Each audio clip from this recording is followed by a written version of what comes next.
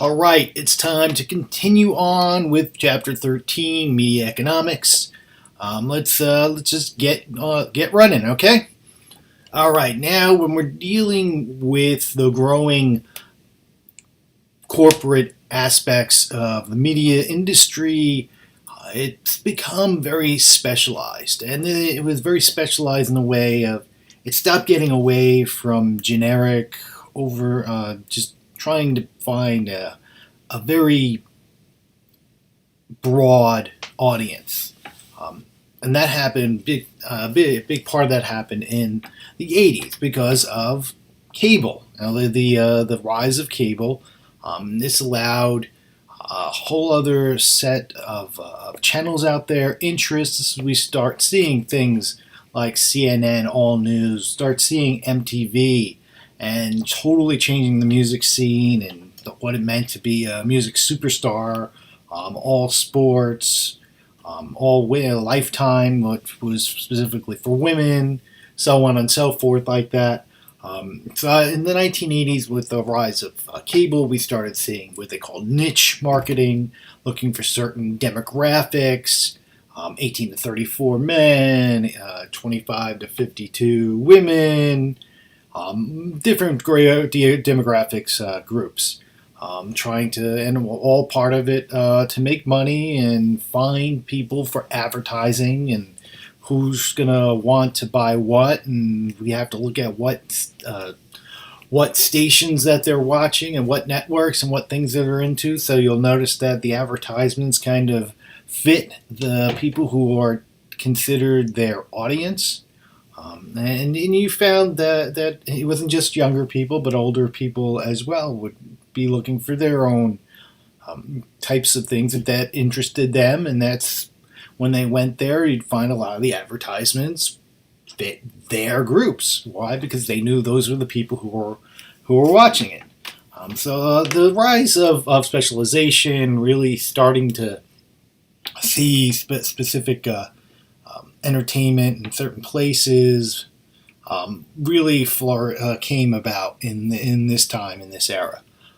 So I know you've been born into this, and this is all you've ever known, but before, when they just had a few networks, it was kind of generic and kind of broad-based entertainment to try to attract as many people as possible. They didn't go too deep into one or the other. They had sci-fi shows and sitcoms and stuff like that, but if you notice, a lot of them are not very focused or not very specialized in specific genres.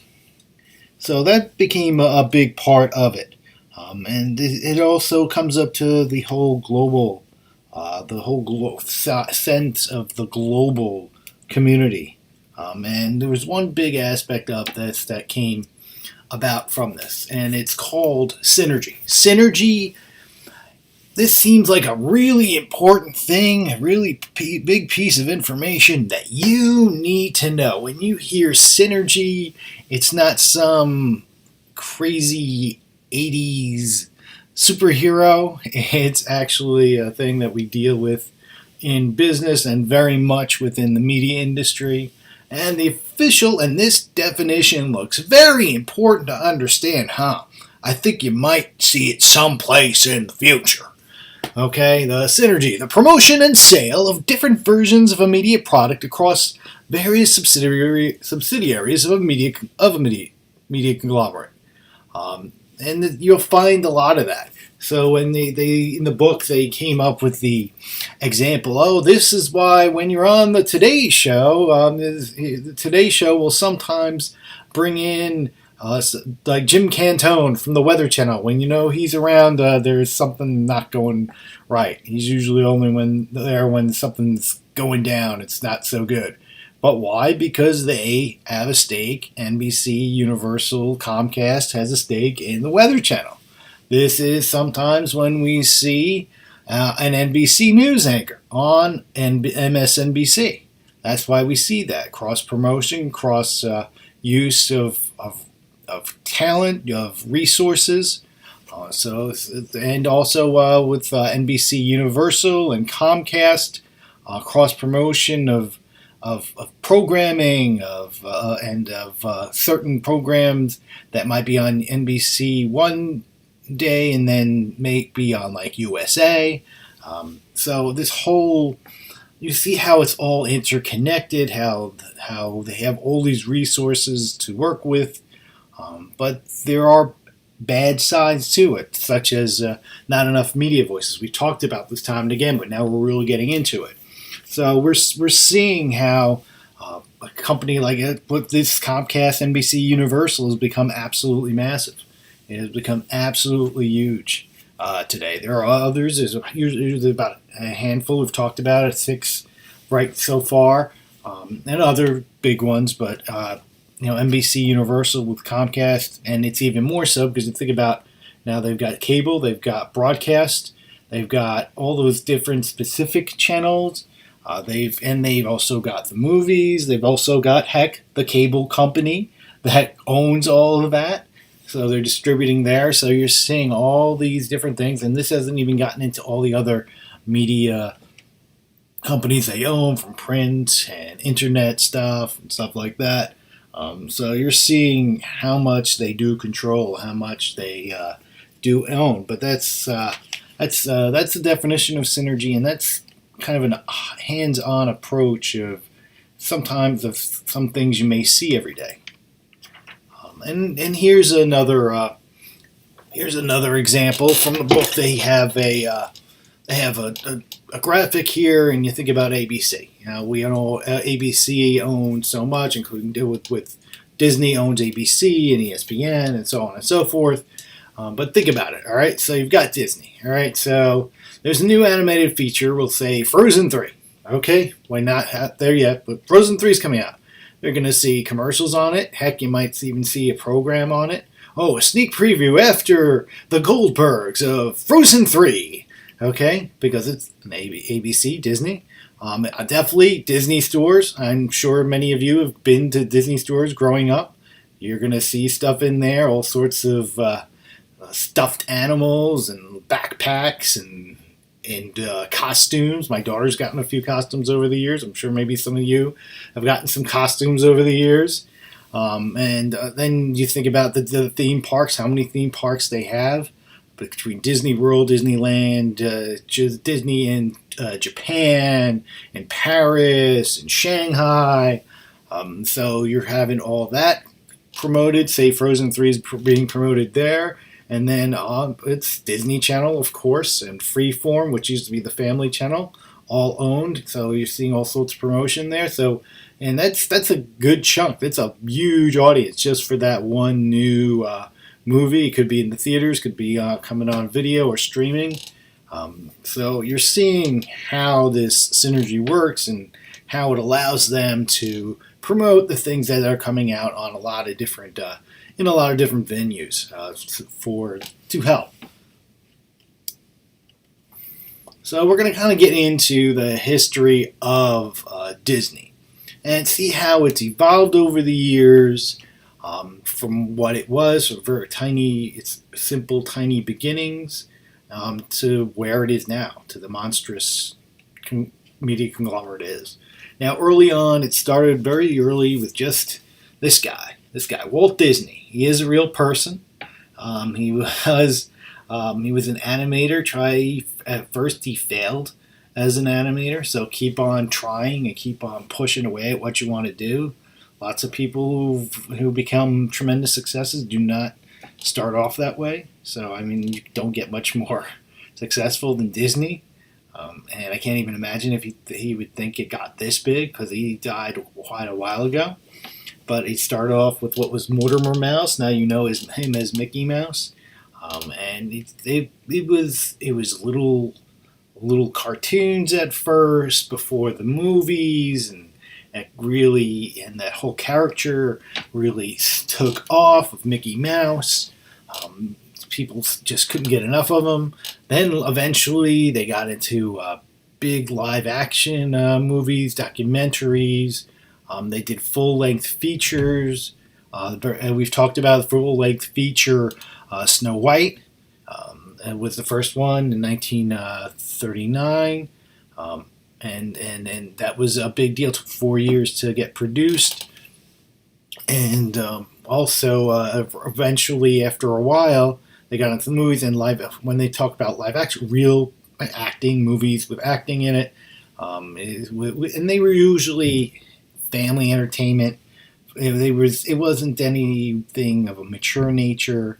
It was definitely more children oriented, but parents could still watch it and still enjoy it as well. This is where you start seeing stuff about nature with Disney because they understood that they wanted to get into other aspects like that. So you started seeing nature documentaries that people like nature, people like animals.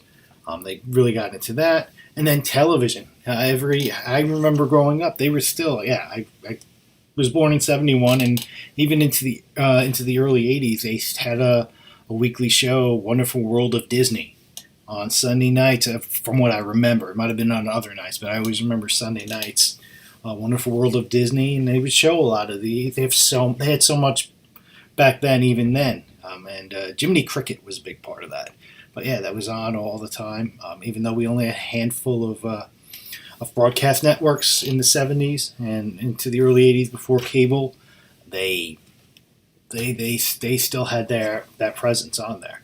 And then also Buena Vista. Buena Vista is where you start a distribution company dealing with TV programming and movies and stuff like that. And they've expanded to other aspects. But this is where we start seeing that, and that's expanding the Disney empire. They start re-releasing movies like Snow White and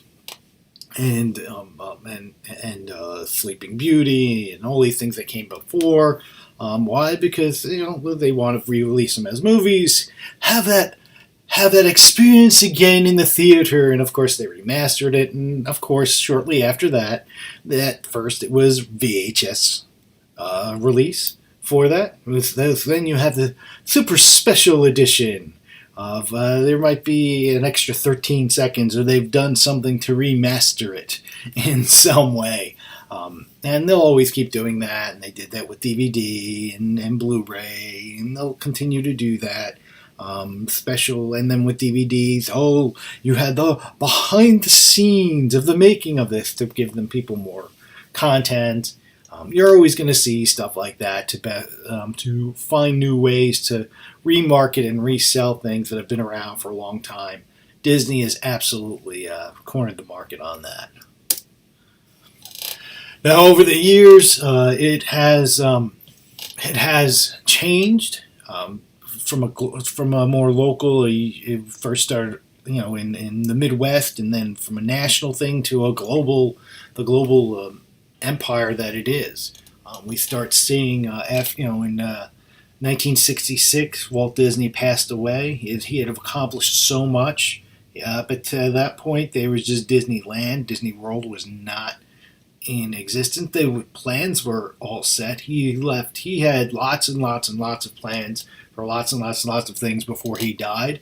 And some things are just starting to, or have just recently been developed, and they were still plans of some sort that he had way back then. It's for a while there, from '66 to like the early '80s, Disney had some problems. They lost some leadership with Walt Disney gone. They were still producing things, but they weren't doing anything new and innovative, and it was pretty much the same kind of stuff. They'd release some occasional movies, such as The Rescuers and things like that, Lady and the Tramp, and the Aristocats and stuff like that. But it was pretty much standard. They had their TV show, they had their movies they released every so often. Of course, they had Disney World and Disneyland, and they were doing good. They were not being innovative. They weren't being new until Michael Eisner. Michael Eisner, 1984, in the early '80s, mid to '80s, he comes on the scene. He is the new head of Disney, and he really takes the Disney Corporation, the Disney Empire, to a whole other direction. This is where they create Touchstone Pictures. When you had the Disney moniker to it, you think of animated, and the people love that stuff, and there's nothing wrong with that. But they wanted to try to hash out to other types of movies, and this allowed them different content, but still getting money in.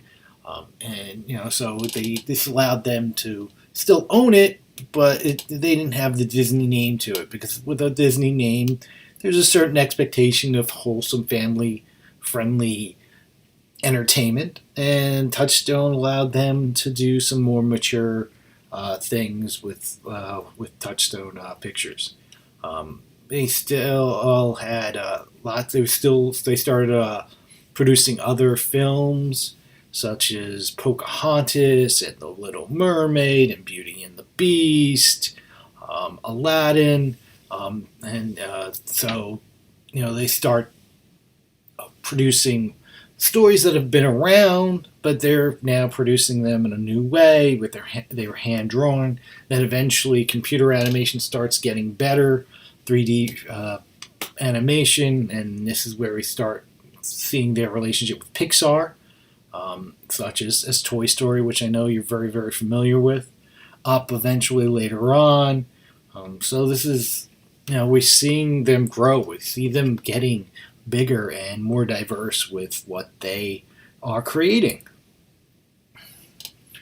All right, so this is where we start seeing, it was always synergy was an idea, but this is where Disney, because they're owning so many different things and they have their hands in so many different types of media and so many different outlets, nowhere where they are today, but back then that was still a big deal with what they were doing. So in the 1990s, this is where we really start seeing what you're getting used to knowing Disney as, of what they own. Before the 1990s was not that long ago. This is where we see them buying ABC, which also included ESPN. That was a massive deal for Disney picking them up. This is where we start seeing Disney has all this content with all these wonderful movies and characters and how they produce things, and they just converted it. They converted it into a new form by putting out Broadway musicals. Think about the Lion King. Lion King was considered one of the biggest over the top, most absolutely massively well done Broadway musical, and everybody knew the story, but they did it in a totally different way and a totally different venue. That they made that a whole new type of blockbuster for them. They started opening up more theme parks. This is where we start seeing Paris getting their Disney theme park, and Tokyo started getting one. They start opening them up all over the world. And we start seeing Disney Channel had been in the U.S. for so long, but then it's expanding to the Middle East, it's expanding to North Africa. So we're really starting to see the global stretch of Disney, of how they're growing and just getting to all corners of the planet. They would go and do productions on it, movies on it, cover stuff on it, do documentaries on stuff all over the world. But this is where we start seeing their reach of so many people watching and taking in and buying stuff and going to their parks all over the world. People didn't have to just go to the United States for that. They had their own little corner right in what might have been their quote-unquote backyard.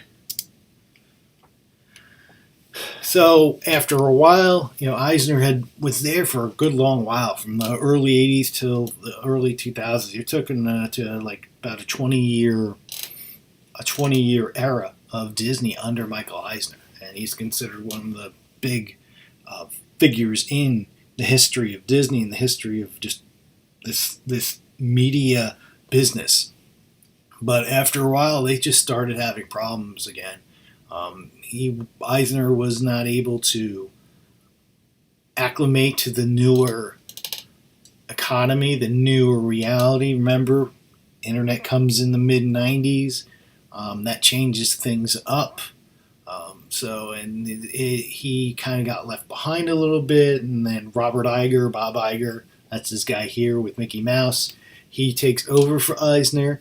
and he takes it into a whole other era, and an era that you're very, very familiar with, because this is your lifetime now. This is things that you have grown up with. This is after you've been born, and this is where, because for a while there, remember Pixar was its own individual production place, and there were some issues, so they didn't do stuff with them for a while. But then under Iger's leadership, they got back together with Pixar, and then eventually took him over.